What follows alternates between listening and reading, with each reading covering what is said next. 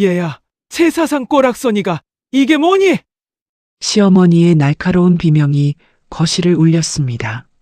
시할아버지 제삿날 온 가족이 모인 상 위에는 사과 한 개와 배 한 개, 황태포 한 개, 그리고 종이로 오려 붙인 음식 사진들만 덩그러니 놓여 있었습니다.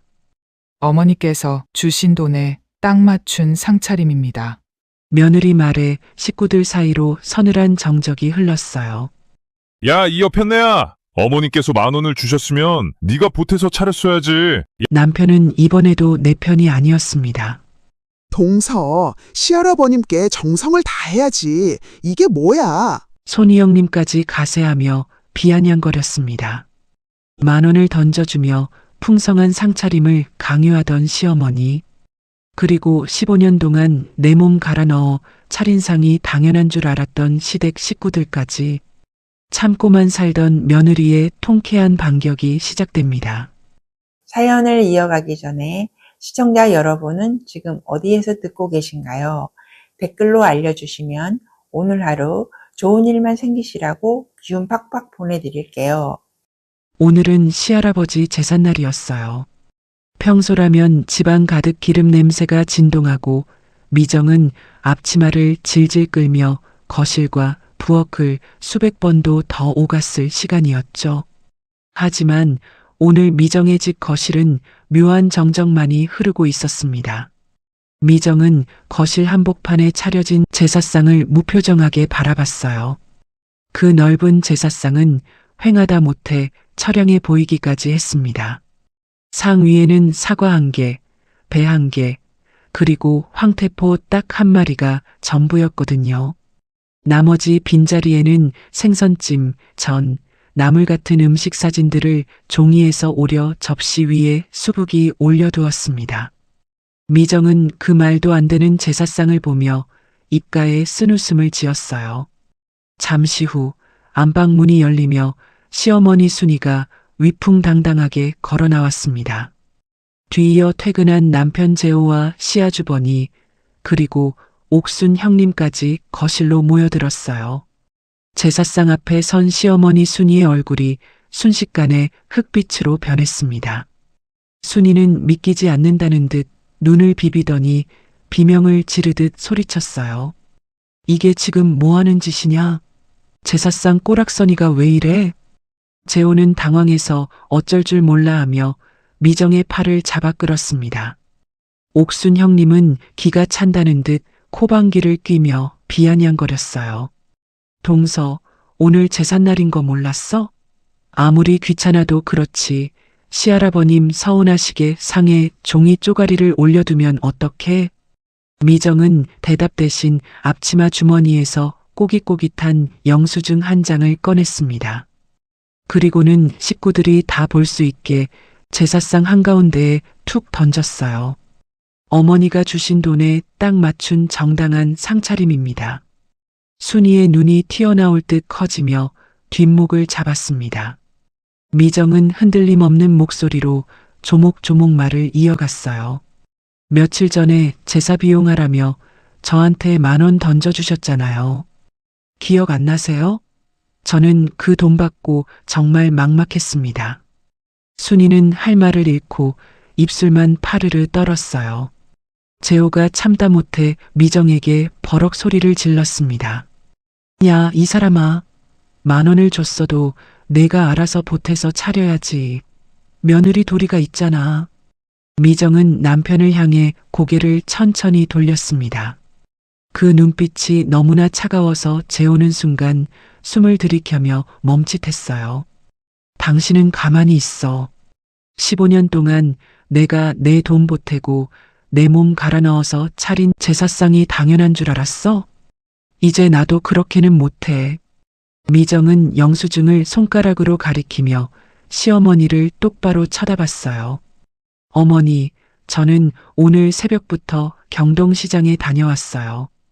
도매시장에서 발품 팔아서 과일이 제일 실하고 가격은 싼 것들만 골라온 겁니다. 식구들은 영수증에 적힌 내역을 멍하니 쳐다봤습니다.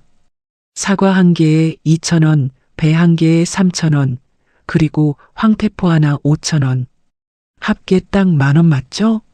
한 푼도 남기지 않고 다 썼어요. 너 지금 나랑 해보자는 거냐?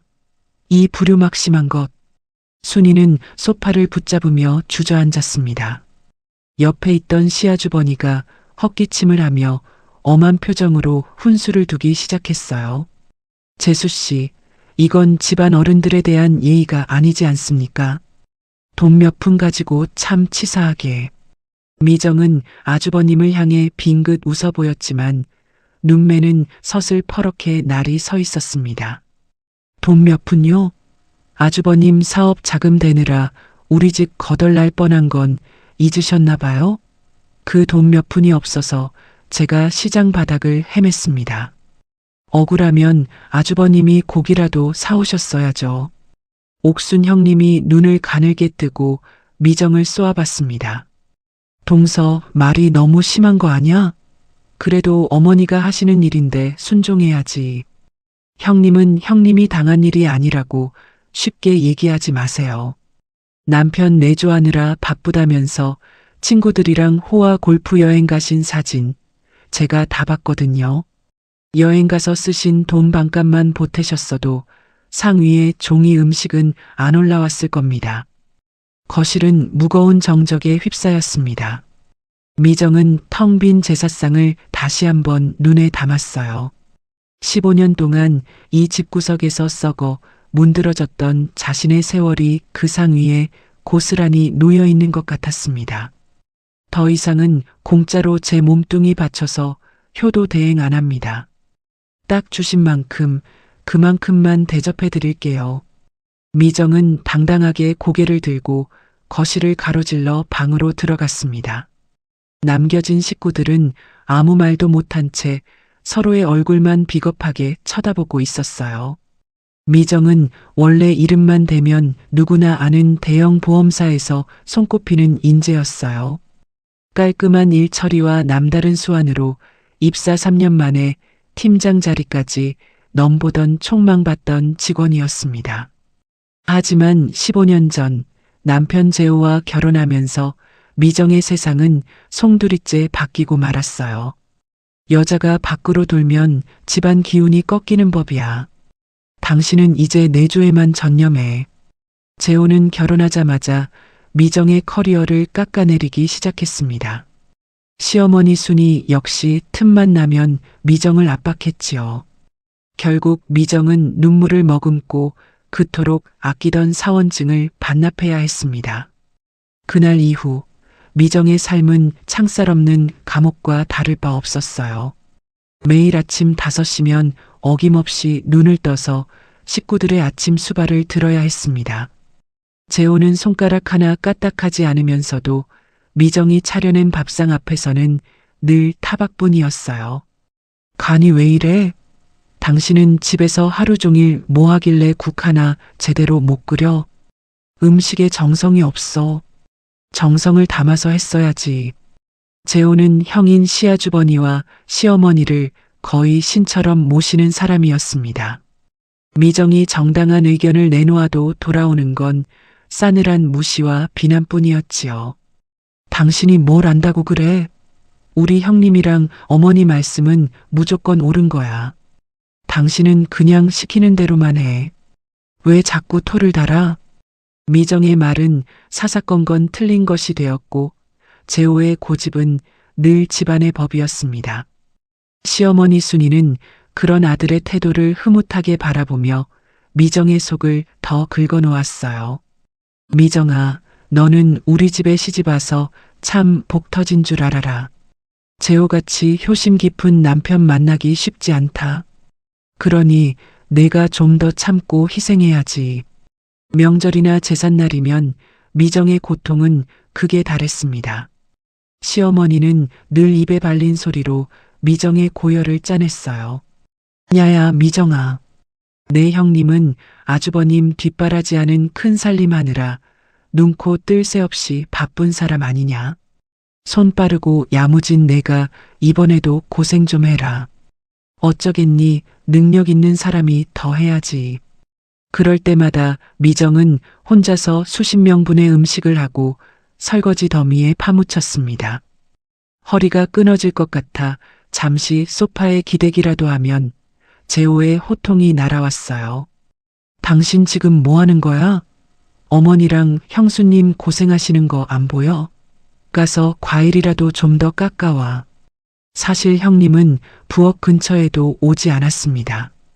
어떤 날은 이 핑계, 저 핑계 대면서 집안 행사에 참석하지 않기도 했죠. 참석하지 않은 날은 아주버님과 아이들만 보냈습니다.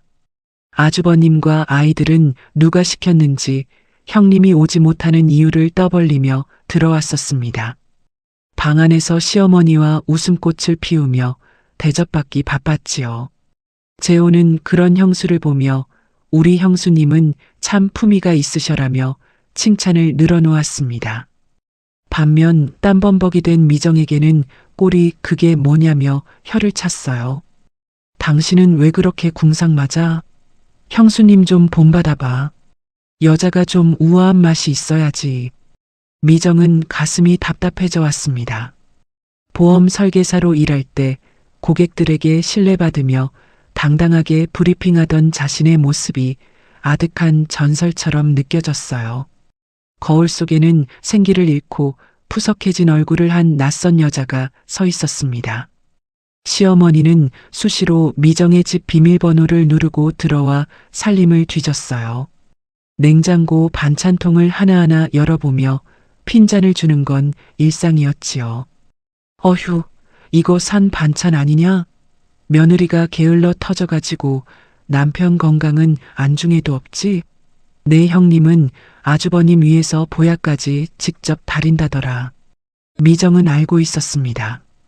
형님이 다린다는 보약은 사실 유명한 한의원에서 비싼 돈 주고 배달시킨 거라는 사실을요. 하지만 미정은 아무 말도 할 수 없었습니다. 진실을 말해봐야 남편과 시어머니는 미정을 질투 많은 못된 여자로 몰아세울 게 뻔했으니까요. 내가 미쳤었지. 효도가 복으로 돌아온다는 그 말을 믿다니. 미정은 15년이라는 긴 시간 동안 가스라이팅이라는 거미줄에 갇혀 서서히 말라 죽어가고 있었습니다. 그녀의 인내심은 이제 바닥을 드러내고 있었고 골물대로 골문 상처는 터지기 일보 직전이었습니다. 가족이라는 이름으로 자행된 이 비열한 폭력 앞에서 미정은 조용히 칼날을 갈기 시작했습니다. 평소와 다를 것 없는 오후였어요. 미정은 거실 바닥을 닦고 밀린 빨래를 개며 잠시 숨을 돌리고 있었지요. 그때 현관문 틈으로 우편물 하나가 툭 떨어졌습니다. 별 생각 없이 집어든 봉투에는 붉은 글씨로 채무 독촉장이라는 4글자가 선명하게 박혀 있었어요. 미정은 순간 눈을 의심했습니다. 자신의 이름 석자 뒤에 붙은 수천만 원이라는 금액은 도저히 믿기지 않는 숫자였거든요. 손을 벌벌 떨며 내용을 읽어내려가던 미정의 가슴이 덜컥 내려앉았습니다. 시아주버니의 사업 자금 대출에 미정이 연대보증인으로 서류가 접수되어 있었던 거예요. 이게 도대체 어떻게 된 일이야? 내가 보증을 섰다니? 미정은 즉시 남편 재호에게 전화를 걸었지만 재호는 회의 중이라며 신경질적으로 전화를 끊어버렸습니다. 저녁이 되고 재호가 집으로 돌아오자마자 미정은 독촉장을 식탁 위에 내던졌어요. 재호는 독촉장을 보자마자 눈동자가 흔들렸지만 이내 아무렇지 않은 척 표정을 싹 바꿨습니다. 이거 뭐야? 당신 내 신분증 훔쳐서 아주버님 보증서 써? 어떻게 나한테 한마디 상의도 없이 이럴 수가 있어? 미정의 목소리가 파르르 떨렸지만 재호는 오히려 적반하장으로 소리를 질렀어요. 당신 지금 무슨 소리를 하는 거야? 난 모르는 일이야. 보증이라니 내가 미쳤어? 모른다고? 여기 내 인감증명서까지 첨부되어 있잖아.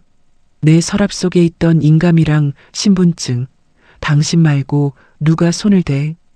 미정이 거세게 몰아붙이자 재호는 씩씩거리며 전화를 걸어 시아주버니와 시어머니를 집으로 불러들였습니다. 잠시 후 거실에는 무거운 침묵과 함께 묘한 긴장감이 감돌았어요. 시아주버니는 소파에 비스듬히 앉아 딴청을 피웠고 시어머니 순이는 팔짱을 낀 채 미정을 매섭게 노려봤습니다. 아주버님 말씀 좀 해보세요. 제 명의로 보증 서신 거 맞죠? 여기 독촉장까지 날아왔잖아요. 미정의 물음에 시아주버니는 헛기침을 하며 시선을 회피했어요. 재수씨, 나도 참 당황스럽네. 내가 사업이 좀 힘들긴 해도 재수씨 명의를 빌리다니요. 그쪽 금융권에서 뭔가 착오가 있었던 거 아닙니까? 착오요? 서류에 제가 하지 않은 사인과 신분증 복사본이 있는데 이게 착오라고요? 당신들 정말 이럴 거예요? 미정은 억울함에 가슴을 쳤습니다. 가장 믿었던 남편이 자신을 배신하고 시댁 식구들이 한패가 되어 발뺌하는 상황이 꿈만 같았어요. 그때 가만히 듣고 있던 시어머니 순이가 탁자를 내리치며 소리쳤습니다. 야, 이년아, 적당히 좀 해라. 어디서 신성한 제삿날 앞두고 집안 망신시키려고 작정을 했어? 어머니, 망신이라뇨? 지금 제 명의로 빚 독촉장이 날아왔다니까요.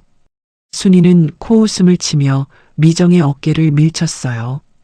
가족끼리 살다 보면 보증 좀 설 수도 있는 거지. 그게 뭐 대수라고 난리법석이야? 아주버님이 잘 돼야 너희도 잘 되는 거 아니냐? 어디서 감히 남편을 범죄자 취급하고 아주버님을 도둑놈으로 몰아세워. 미정은 기가 막혀 헛웃음이 나왔습니다. 어머니, 이건 범죄예요. 제 동의도 없이 서류를 조작한 거라고요. 그러자 재호가 옆에서 거들었습니다. 당신 진짜 실망이다. 우리 형님이 뭐가 부족해서 당신 명의를 사용하겠어? 그리고 내가 안 했다니까 왜 자꾸 나를 범인으로 몰아? 당신 혹시 정신이 어떻게 된 거 아냐? 남편의 입에서 나온 차가운 말 한마디가 미정의 심장에 비수처럼 꽂혔습니다. 재호는 미정의 눈을 피하며 슬그머니 시아주버니 곁으로 자리를 옮겼어요. 시아주버니는 그제야 안심했다는 듯 뻔뻔하게 말했습니다. 재수씨, 너무 예민하게 굴지 마세요.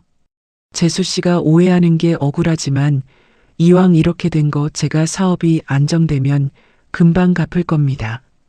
가족끼리 이 정도는 서로 이해하면서 지내시죠. 마음 불편하다고 얼굴에 그대로 표시내고 그러시면 안 되죠. 그때 형님도 옆에서 거들었습니다. 그러게 동서, 아주버님 체면도 좀 생각해줘야지. 돈 몇 푼 가지고 이렇게 시끄럽게 굴면 동네 창피해서 어떻게 살아? 어머니 혈압 오르시는 거 안 보여? 미정은 주먹을 꽉 쥐었습니다. 온몸의 피가 거꾸로 쏟는 것 같았어요. 눈앞에 있는 사람들이 더 이상 가족으로 보이지 않았습니다. 그저 자신의 고열을 빨아먹는 흡혈귀들처럼 보였지요. 시어머니 순이는 기세를 몰아 미정을 더 윽박질렀습니다. 너 오늘부터 이 일로 입 뻥긋하기만 해봐라. 아주 내 손에 죽을 줄 알아. 그리고 이번 제사 내가 정성껏 차려서 액땜해라. 알았어? 식구들은 승리자라도 된 듯 미정을 내버려 둔 채 거실을 빠져나갔습니다. 텅 빈 거실에 홀로 남겨진 미정은 바닥에 주저앉아 독촉장을 꽉 쥐었습니다. 눈물이 뺨을 타고 흘러내렸지만 그녀의 눈빛은 그 어느 때보다 차갑게 빛나고 있었어요. 당신들이 감히 나를 건드려? 그래, 주신 만큼 돌려줄게. 아주 뼈저리게 느끼게 해줄게. 미정은 떨리는 손을 진정시키며 결심했습니다. 15년 동안 쌓아온 인내심이 완전히 무너져 내린 자리에는 이제 서슬퍼런 복수심만이 남았습니다. 그녀는 조용히 일어서서 달력에 적힌 시할아버지 제삿날을 붉은 펜으로 크게 동그라미 쳤습니다. 그날은 이 지옥 같은 집안과의 인연을 끊어버릴 미정만의 심판날이 될 것이었습니다. 채무 독촉장 사건으로 집안 분위기는 얼음장처럼 차가워졌습니다. 미정은 남편과 시댁 식구들의 뻔뻔한 태도에 밤잠을 설쳤지만 그들은 아무 일 없었다는 듯 평소와 다름없는 일상을 보내고 있었지요. 그렇게 며칠이 흐르고 마침내 시할아버지 제삿날을 일주일 앞둔 날이었습니다. 시어머니 순이는 예고도 없이 미정의 집 거실로 들이닥쳤어요. 순이는 소파에 거만하게 앉더니 가방에서 꼬깃꼬깃한 10,000원 지폐 한 장을 꺼냈습니다. 그리고는 마치 개에게 먹이를 주듯 식탁 위로 그 돈을 툭 던졌어요. 자, 이거 받아라. 이번 제사상 비용이다. 미정은 식탁 위에 덩그러니 놓인 10,000원짜리 한 장을 멍하니 바라봤습니다. 평소 시댁 제사상은 생선과 고기를 다른 집보다 많이 준비하고 과일까지 하면 못해도 50만 원은 훌쩍 넘게 들었거든요. 미정은 기가 막혀 헛웃음을 삼키며 시어머니를 쳐다봤습니다. 어머니, 이 10,000원으로 제사상을 차리라는 말씀이세요? 순이는 당연하다는 듯 눈을 부라리며 목소리를 높였습니다. 왜 돈이 남을까봐 걱정되니? 요즘 물가가 비싸다지만 며느리가 발품 팔면 그 돈으로도 충분히 풍성하게 차릴 수 있어. 너는 보험사 다닐 때 수완좋기로 소문났다며? 그 실력 발휘 좀 해봐라. 미정은 부르르 떨리는 손을 감추며 차분하게 대답했습니다. 어머니, 시장 물가 한 번이라도 보고 오셨어요? 10,000원으로는 좋은 과일은 한 개만 사도 끝이에요. 그리고 이번에는 저 혼자 하기 너무 힘드니까 형님도 좀 오셔서 같이 하게 해주세요. 그 말이 떨어지기가 무섭게 순이는 상을 치며 호통을 쳤습니다. 뭐라고? 내가 감히 누구한테 오게 하라 말아야? 아주버님 큰 사업 뒷바라지하느라 눈코 뜰 새 없이 바쁜 사람인 거 몰라? 내 형님은 품위 있게 내조나 하면 되는 거고 몸 쓰는 일은 내가 하는 게 당연한 거야. 사람은 각자 할 몫이 따로 있다는 걸 알아야지. 미정은 입술을 깨물었습니다. 15년 동안 들어온 그 내조라는 핑계가 오늘따라 유독 가슴을 찔렀거든요. 순이는 미정의 반응은 안중에도 없다는 듯 말을 이어갔습니다. 너는 집에서 노는 주제에 뭐가 그렇게 불만이 많니? 재호가 벌어다 주는 돈으로 먹고 살면 그 정도 값은 해야지. 이번 제사상에 소고기랑 생선 부실하게 올라오기만 해봐라. 아주 가만 안 둘 줄 알아. 순이가 폭풍처럼 잔소리를 쏟아내고 집을 나간 뒤 미정은 소파에 털썩 주저앉았습니다. 허탈한 마음에 무심코 핸드폰을 들어 SNS를 켰어요. 그런데 화면 제일 상단에 형님의 게시물이 올라와 있었습니다. 미정의 눈이 순식간에 커졌습니다. 사진 속 형님은 화사한 골프복을 차려입고 푸른 잔디 위에서 친구들과 환하게 웃고 있었어요. 게시물 아래에는 친구들과 2박 3일 럭셔리 골프 여행, 남편 내조하느라 쌓인 스트레스 한 방에 날리고 가요라는 문구와 함께 호화로운 호텔 식사 사진이 줄줄이 달려 있었습니다. 바빠서 눈코 뜰 새가 없다고? 내조하느라 손 하나 까딱 못한다더니. 미정은 핸드폰을 쥔 손에 힘을 주었습니다. 시어머니가 말한 그 고귀한 내조의 실체가 고작 골프 여행이었다는 사실에 온몸의 피가 거꾸로 솟는 기분이었어요. 미정은 그 사진들을 하나하나 캡처해서 저장했습니다. 저녁에 돌아온 재호는 미정이 보여준 사진을 보고도 오히려 화를 냈습니다.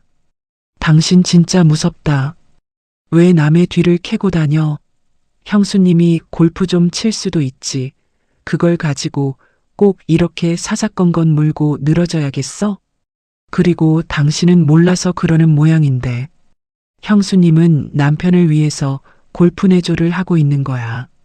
뭘 좀 알고 떠들어. 입만 열면 무식한 말만 하냐. 당신 지금 제정신이야?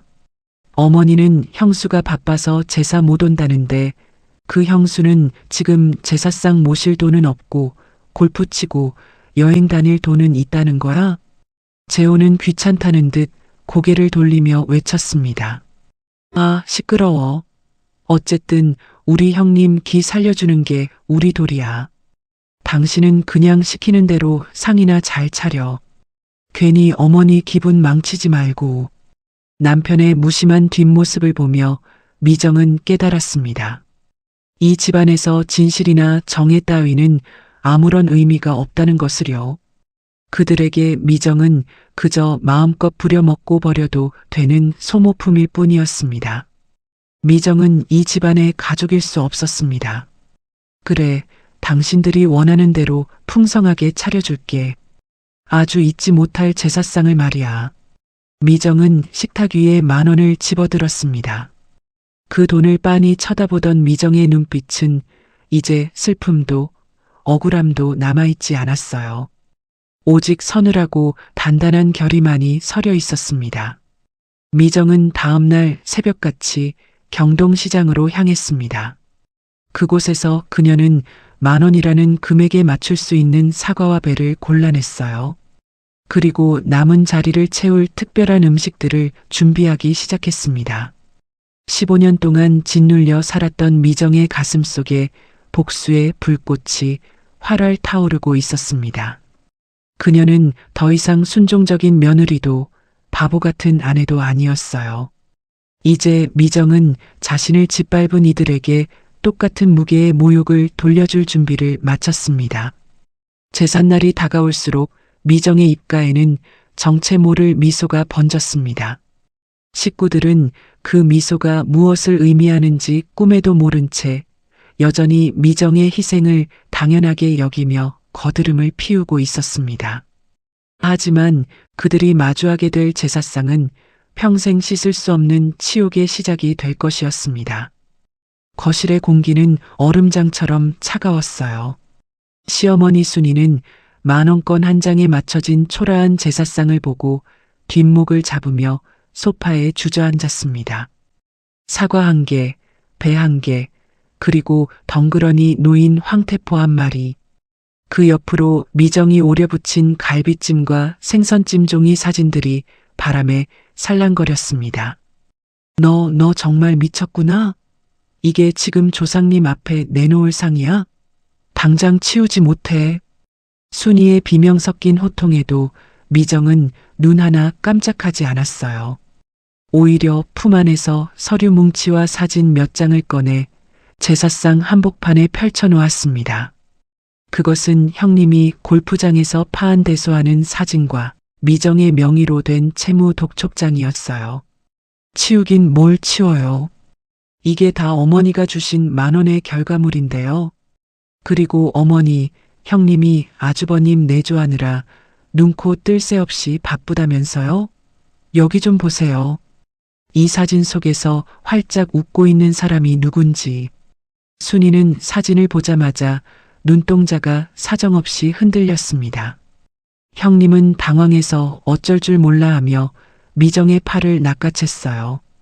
동서, 이게 지금 무슨 무례한 짓이야? 남의 SNS를 훔쳐보고 이런 식으로 망신을 줘? 이거 명예훼손인 거 몰라? 형님, 명예훼손요? 제명에 도용해서 억대 보증 세운 건 형사처벌감인 건 아시죠? 아주버님 사업 자금이라면서요? 근데 그 돈으로 골프 여행 다니니까 좋으셨어요? 미정의 날카로운 반격에 시아주버니가 얼굴이 벌개져서 삿대질을 시작했습니다. 재수씨, 아무리 막대 먹어도 그렇지. 그렇게 생각 없이 내뱉어도 되는 겁니까? 어디서 손아랫동서가 형님한테 대들어. 그까짓 보증 좀 섰다고 집안을 이 꼴로 만들어? 오늘 아주 끝을 보자는 겁니까? 네, 끝을 보려고요. 15년 동안 종처럼 부려먹었으면 됐지. 이제는 제 인생까지 담보 잡아서 구렁텅이로 밀어 넣으세요? 어머니, 아주버님 사업이 잘 돼야 집안이 산다면서요? 그런데 제 명의로 빚 독촉장 날아온 건 왜 모른 척 하셨어요? 순이는 지팡이를 바닥에 쾅쾅 내리치며 악을 썼습니다. 시끄러워. 가족끼리 그럴 수도 있지. 어디서 천박하게 돈 이야기를 꺼내. 내가 우리 집에 시집 와서 한 게 뭐가 있다고 이 난리야. 재호가 벌어다 주는 돈으로 편하게 살았으면 입 닥치고 상이나 차릴 것이지. 미정은 가슴이 찢어지는 것 같았지만 눈물을 참았습니다. 그녀는 마지막 희망을 걸고 남편 재호를 바라봤어요. 재호는 이 모든 난장판 속에서 고개를 숙인 채 입을 꾹 다물고 있었습니다. 여보, 말 좀 해봐. 당신이 내 신분증 훔쳐서 아주버님 준 거 맞잖아.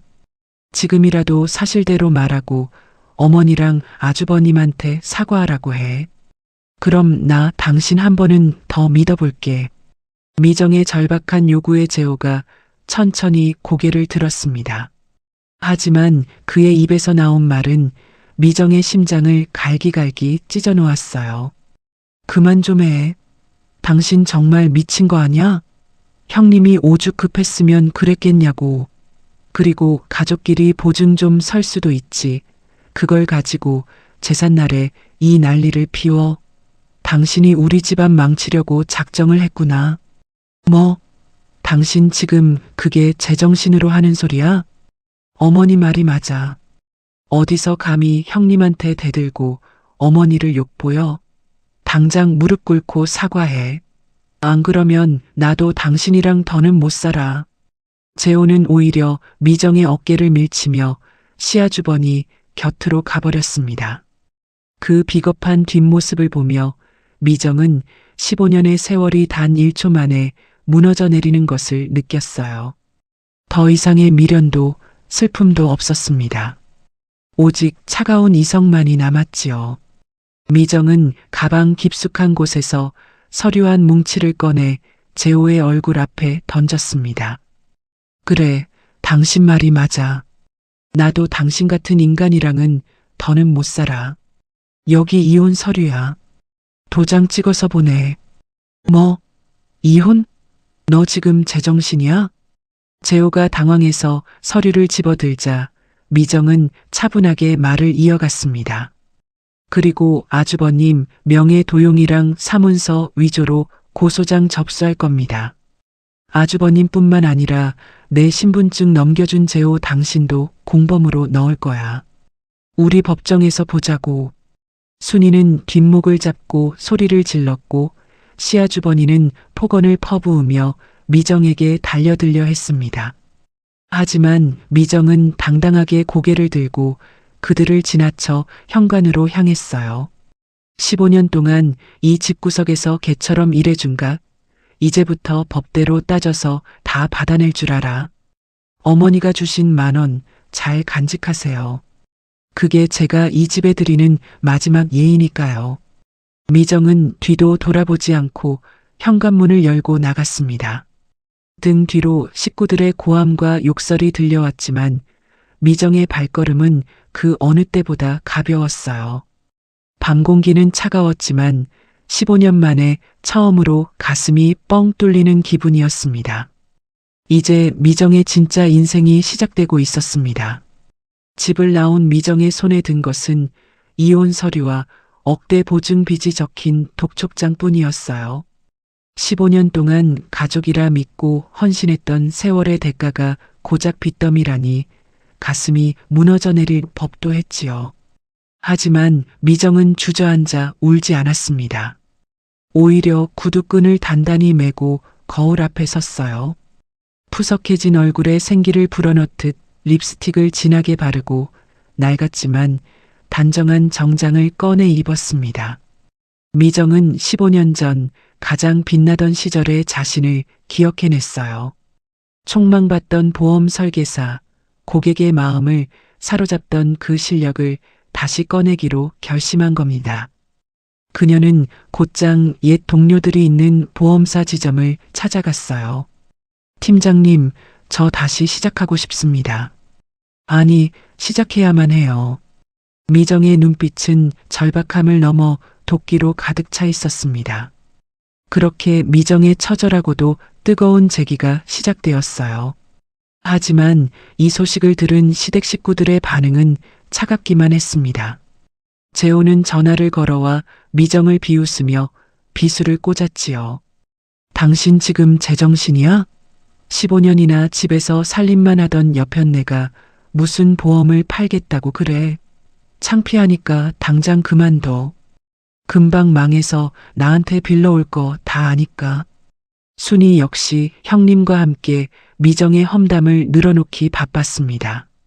야야 미정아. 내가 무슨 보험 여왕이라도 될 줄 아느냐? 살림이나 하던 손으로 무슨 돈을 벌겠다고. 너 그러다 길바닥 나앉는 건 시간 문제야. 내 형님처럼 품위 있게 살 생각은 못하고 참 천박하기도 하지. 형님은 옆에서 깔깔거리며 비아냥거렸어요. 어머니, 그냥 두세요. 고생을 좀 해봐야 집 귀한 줄 알죠. 동서, 괜히 힘 빼지 말고 지금이라도 석고대죄하고 들어와. 아주버님이 이번 사업만 대박나면 그 빚쯤이야 금방 해결해 주실 텐데 왜 저렇게 미련할까? 그들의 비웃음은 미정에게 오히려 기름이 되었습니다. 미정은 15년 동안 시댁의 온갖 구박을 견뎌내며 쌓아온 그 지독한 인내심을 영업 현장에 쏟아부었어요. 새벽부터 밤늦게까지 경동시장의 상인들을 찾아가고 과거 고객들의 명단을 일일이 뒤져 전화를 돌렸습니다. 사장님, 저 기억하시죠? 15년 만에 다시 돌아왔습니다. 저 믿고 한 번만 이야기 들어주세요. 거절당하고 문전박대를 당해도 미정은 웃음을 잃지 않았어요. 시어머니의 독설보다 아픈 말은 없었으니까요. 미정은 특유의 성실함과 논리적인 설명으로 조금씩 계약을 따내기 시작했습니다. 한 달, 두 달 시간이 흐를수록 미정의 실적은 수직으로 상승했어요. 반면 시댁 식구들의 상황은 미정의 예상대로 흘러가고 있었습니다. 시아주버니가 큰 소리치던 사업은 밑빠진 독에 물 붓기였지요. 공장은 멈췄고 거래처들은 대금을 독촉하며 몰려들었습니다. 하지만 순이는 여전히 정신을 차리지 못하고 남은 쌈짓돈까지 탈탈 털어 큰아들에게 바쳤어요. 형님, 정말 이 돈이면 되는 거죠? 저 이번에 적금까지 다 깼어요. 이거 안 되면 우리 정말 길바닥이에요. 재호가 불안한 목소리로 묻자 시아주버니는 짜증을 내며 소리쳤습니다. 야, 임마. 형이 언제 빈말하는 거 봤어? 조금만 더 버티면 된다니까. 어머니, 돈 더 없어요? 이번 고비만 넘기면 옥순이랑 다 같이 호강시켜드린다니까요. 순이는 벌벌 떨리는 손으로 집 보증금까지 담보로 잡으려 했습니다. 그래, 내 새끼. 내가 살아야 우리 집안이 사는 거지. 미정이 그 독한 년이 우리를 버렸어도 나는 너만 믿는다. 재호야, 너도 형 좀 더 도와라. 재호는 형을 신처럼 모시던 습성 때문에 차마 거절하지 못하고 자신의 마이너스 통장까지 한도 끝까지 끌었었습니다. 그들은 점점 파멸의 늪으로 깊숙이 빠져들고 있었지만 서로를 탓하기보다는 여전히 미정을 욕하며 위안을 삼았어요. 어느덧 미정은 지점 내에서 재기의 아이콘으로 불리며 억대 연봉을 바라보는 우수 설계사가 되었습니다. 빚을 하나둘 갚아나갈 때마다 미정은 일기장에 줄을 그으며 다짐했어요. 당신들이 그랬지? 내가 망할 거라고. 이제 똑똑히 지켜봐. 누가 진짜 망하게 되는지. 미정은 이제 시댁 식구들의 비웃음 소리가 들리지 않을 만큼 높은 곳으로 올라가고 있었습니다. 15년의 인내는 복수를 위한 가장 날카로운 칼날이 되어 돌아왔고 미정은 그 칼날을 휘두를 타이밍을 조용히 기다리고 있었습니다.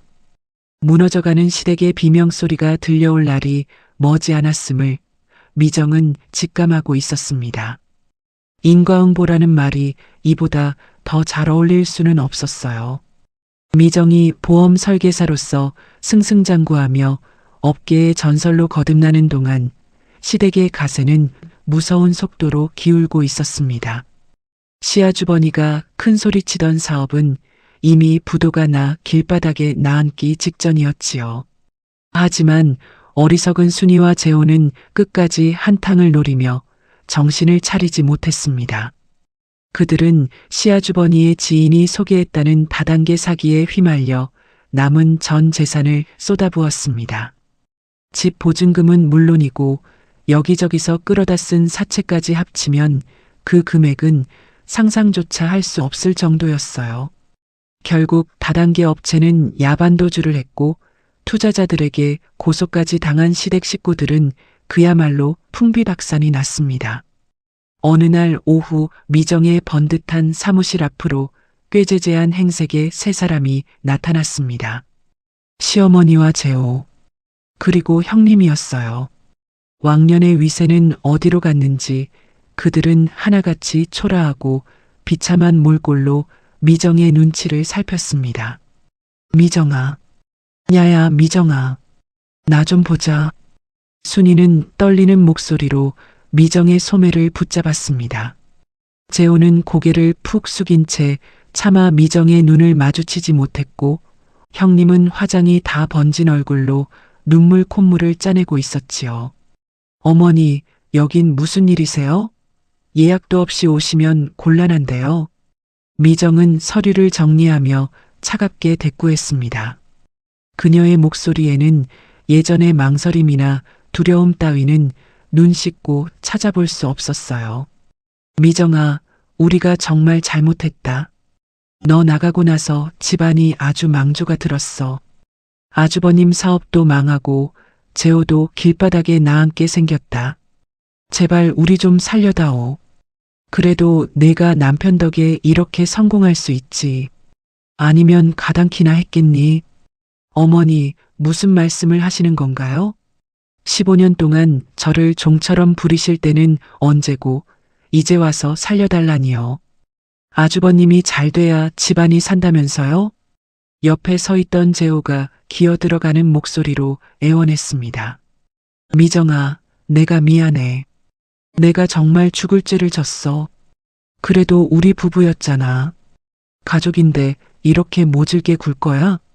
당신 지금 돈도 많이 번다며. 제발 그 빚 좀 어떻게 해결해줘. 재호의 말에 미정은 들고 있던 펜을 탁 내려놓았습니다. 그리고는 비웃음이 섞인 냉소적인 웃음을 지었어요. 가족? 당신 입에서 가족이라는 말이 나와? 내 신분증 훔쳐서 보증 세우고 나를 미친 여자 취급할 때는 언제고 이제 와서 가족을 팔아? 당신들은 가족이 아니라 내 인생을 갉아먹던 기생충들이었어. 형님이 바닥에 주저앉아 미정의 다리를 붙잡았습니다. 동서, 제발. 과거는 과거대로 묻고 나 좀 살려줘. 사채업자들이 우리 애들 학교까지 찾아온대. 나 골프 여행 다닌 거 미안해. 내가 동서를 생각해주지 못한 거 미안해. 제발 이번 한 번만 도와줘. 응?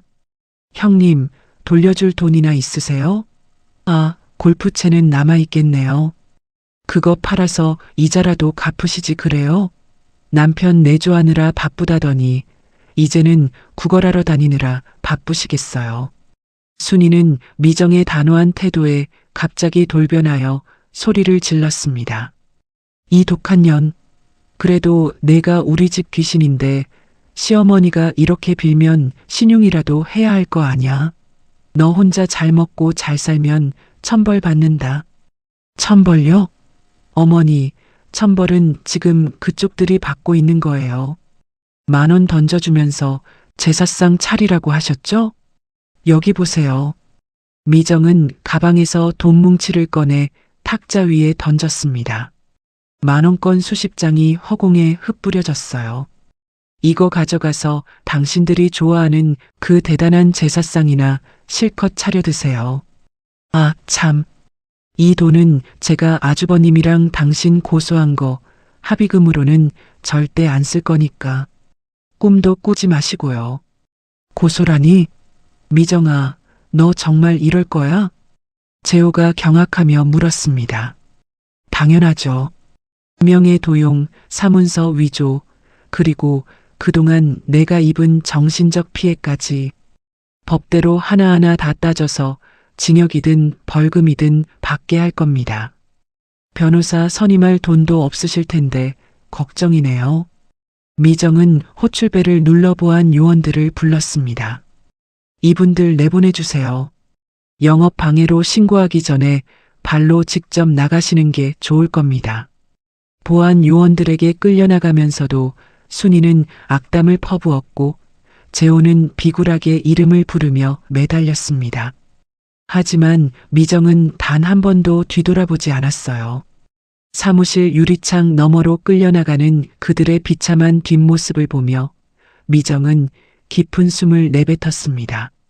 15년의 응어리가 비로소 씻겨 내려가는 기분이었어요. 미정은 다시 자리에 앉아 고객의 계약 서류를 검토하기 시작했습니다. 그녀의 얼굴에는 이제 그 어떤 그늘도 남아있지 않았습니다. 자신의 힘으로 일구어낸 화려한 성공과 정의로운 응징. 이것이 바로 미정이 15년 만에 되찾은 진짜 미정의 모습이었습니다. 가족이라는 허울 좋은 이름으로 자신을 올감했던 사슬은 완전히 끊어졌습니다.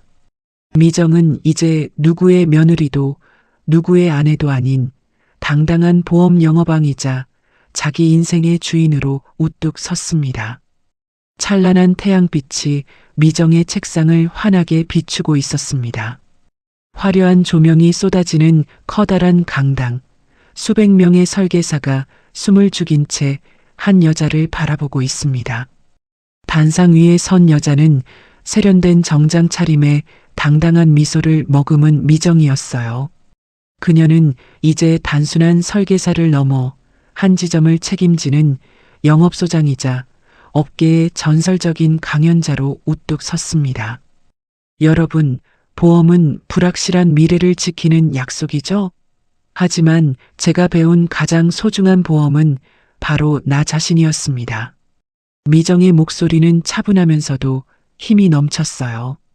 강연장 뒤편 스크린에는 그녀가 걸어온 고단했던 15년의 세월과 그것을 딛고 일어선 재기의 과정들이 파노라마처럼 스쳐 지나갔습니다. 남이 정해준 가격에 나를 맞추지 마세요.